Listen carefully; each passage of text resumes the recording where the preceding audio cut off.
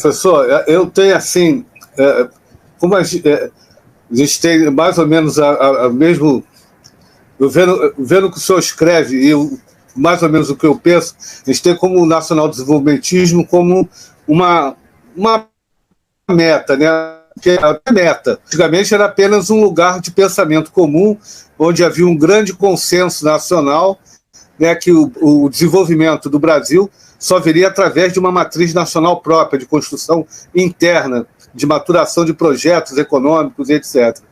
E nós perdemos esse consenso, professor, do nacional-desenvolvimentismo, perdemos isso completamente, porque eu vejo cada governo que entra, apesar de uma retórica muitas vezes diferente, parece que eles não leram a história econômica brasileira, porque se lê a história econômica brasileira, o período que nós crescemos muito mais rapidamente foi quando adotamos o nacional-desenvolvimentismo. Que o senhor quando o senhor foi ministro da Fazenda, o senhor falou isso. Né? Estamos aqui no projeto de governo, estamos agora estabilizando a moeda e vamos lá. Aí eu falei, caraca, pô, eu sorria de orelha a orelha. Eu falei, pô, é isso aí, retomar o processo. Poxa, nos perdemos, mas agora vamos comer. Aí eu falei, pô, tudo desaba. Perdemos esse consenso, professor, sobre o nacional-desenvolvimentismo? Perdemos feio, perdemos de goleada. E a grande questão básica é a traição que os democratas, não é, que sucederam à redemocratização, que sucederam ao período autoritário no Brasil, simplificamos os problemas ao criticarmos na data a ditadura. Então, deixa eu explicar isso, porque isso é chave para a gente entender o futuro. Como nós tínhamos, de fato, horror à ditadura, por todas as suas deformações, etc., etc., nós precisamos celebrar uma espécie de consenso. Esse consenso juntou do João Amazonas, que era o camarada que liderava o PCdoB e que tinha feito uma opção pela luta armada no Araguaia, em Xambioá, etc., etc., juntava o Leonel Brizola, que era um hipernacionalista, trabalhista e que tinha, enfim, mobilizado o terceiro exército na época para garantir a posse do João Goulart, não é? Juntava o Miguel Arraes, que tinha se associado ao Julião, não é? Enfim, nas ligas camponesas, nessa coisa que enerva muito o latifúndio brasileiro, mas você tinha democratas cristãos como Franco Montoro, católicos do interior de São Paulo, hiperconservadores, que eram lidos como progressistas, como Ulisses Guimarães, e ia lá até Antônio Vilela, um usineiro de Alagoas. Não é? Então, era um amplo consenso. Ora, para esse consenso se celebrar, era necessário tornar rasa a agenda. Então, qual era a questão? O Brasil tinha colapsado o velho modelo. Você tem toda a razão, o Brasil entre 1930, com a Revolução de 30, que sistematizou o modelo, e 1980, vou colocar aqui porque é a hora do colapso, o Brasil foi o país que mais cresceu na história do capitalismo mundial. Nós saímos do nada para nos transformar, nesse período, na 15ª economia industrial do planeta Terra. O que eu gosto de lembrar para os jovens, porque os jovens desencantados, imaginando que se puderem querem ir embora do Brasil, o Brasil não tem defeito genético enquanto nação. Nós somos aqui a sede do maior, mais complexo e mais veloz experimento de desenvolvimento capitalista da história do mundo. A China precisa ainda de uns 10 anos, crescendo acima de 6%, para bater o recorde brasileiro. Agora, esse modelo foi montado lá atrás com base em realidades que sumiram ou que se transformaram radicalmente. E essa é a grande discussão. Então, a primeira grande premissa lá do modelo atrás, a gente ia bypassar, ia evitar o conflito político potencial de construir poupança nacional. De novo, me permita um parênteses. Jamais prosperou nenhuma nação do planeta Terra com base no dinheiro dos outros. Então, é uma grande mistificação esse papo que Lula, Fernando Henrique impõe entre nós, igualzinho, de que existe uma agenda do bom moço internacional, que essas coisas de superávit primário, não sei o que, babapá e tal, que uma vez a gente cumprindo essa agenda do bom moço internacional, o capital estrangeiro virá em socorro da superação do nosso atraso. Nunca houve esta experiência em nenhuma nação do planeta Terra, nem na atual geografia do mundo, nem na história da humanidade. Ponto. Portanto, é uma grande enganação, uma grande mentira, porque eles sabem disso também, porque pelo menos essa cúpula, não o Lula, que detesta a lei, detesta quem lê, né? Mas os economistas aí sabem do que eu estou falando concretamente. Pois bem, lá atrás nós evitamos, porque construir poupança, na verdade, é consequência de um arranjo institucional que a danada da política faz ou deixa de fazer. Faz bem feito ou faz mal feito. Trata-se do desenho do sistema tributário, trata-se do desenho do sistema previdenciário, trata-se da regulação do mercado de capitais, trata-se da presença do Estado na superação das assimetrias competitivas em matéria tecnológica, de escala e de personalidade de capital, etc, etc. O que o industrial tem a ver com a política de juros do Banco Central, que é uma assimetria que ele não domina, mas vai arruiná-lo, percebe? Então, tem que haver esse conjunto de fatores. Então, nós evitamos esse conflito, mas na data, os do tempo tinham em seu favor um atenuante. Qual era o atenuante? A personalidade e o custo dos capitais estrangeiros ao longo de 3 décadas. Ali os anos 40, 50, 60 e 70, 40 anos. O capital financeiro internacional era de longo prazo e muito barato. Então, o Brasil contratava, eu fiz essa pesquisa lá nesse período de retiro em Harvard, quando eu passei esse período lá, o Brasil contratou, por média, durante 30 anos, empréstimos a 3% de juros ao ano, 3 anos de carência e 12 anos de prazo para pagar. Então, os do tempo pensaram, qual é o problema? Eu tomo $1 bilhão nessa valsa, boto numa Petróleo-Brás, essa Petróleo-Brás, quando tiver ali 4, 5 anos o investimento amadurecido, vai me devolver $1 bilhão, e eu ainda tenho 10 anos pela frente para pagar, ela um ano de faturamento já me paga tranquilamente. Ou seja, danar a tomar dólar emprestado no estrangeiro barato e de longo prazo e abrir Brás no Brasil.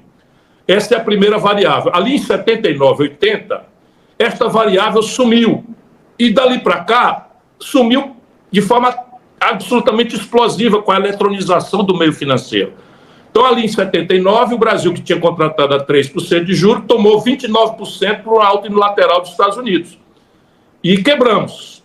E essa é a tragédia. Isso quebrou em cima de um período autoritário, em que aquela grande coalizão de democratas não quis reconhecer o problema, que era externo, e denunciou que tudo era culpa da ditadura. Ok, eu até compreendo, porque a causa era nobre, redemocratizar o país. Só que uma vez redemocratizado o país, estava lá o problema do mesmo tamanho. Compreende, professor?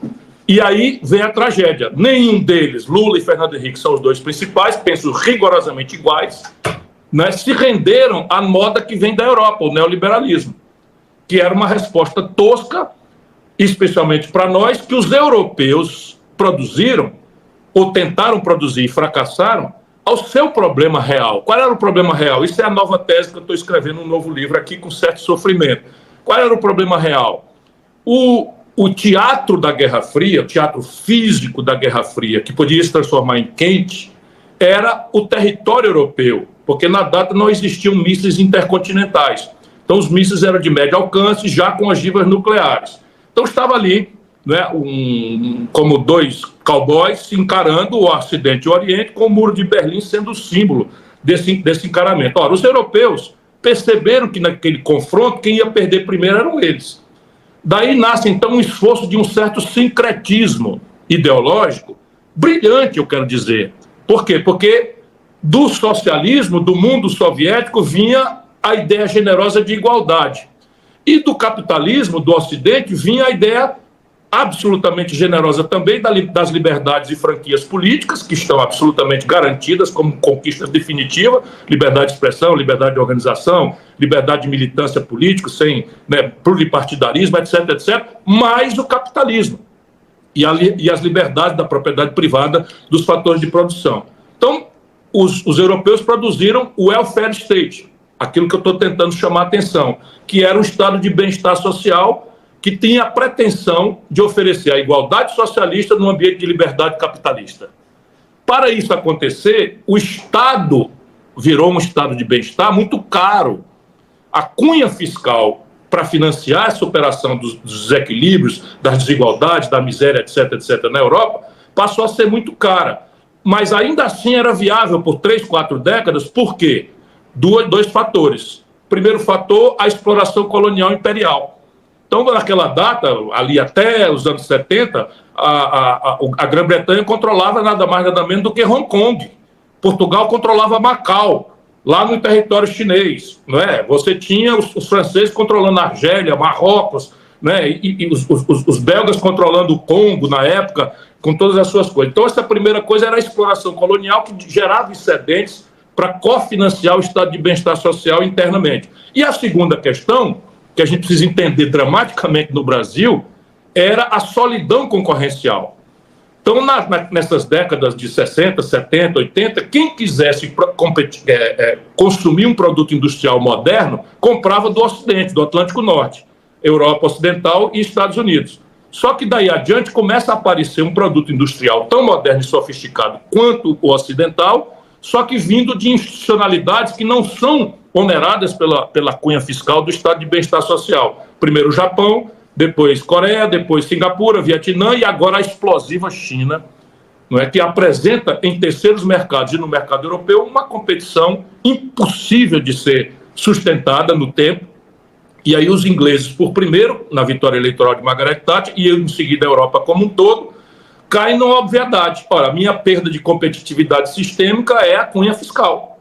Eu preciso, portanto, desmontar o Estado, desentranhá-lo do domínio econômico para restaurar a minha condição de competir. Essa é a ideia deles, é o problema deles.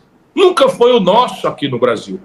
Qual é o problema? Aqui, os cleptocratas não leem, não estudam, fazem apologia da ignorância. O Lula faz questão, tantas vezes quantas possa, de debochar de quem lê, debochar de quem estuda e tal, como fez recentemente, dizendo, veja que absurdo, não é? Num país que tem que estimular a sua garotada, o Lula pega e diz que nós não precisamos de inteligência artificial porque temos o povo mais inteligente do mundo.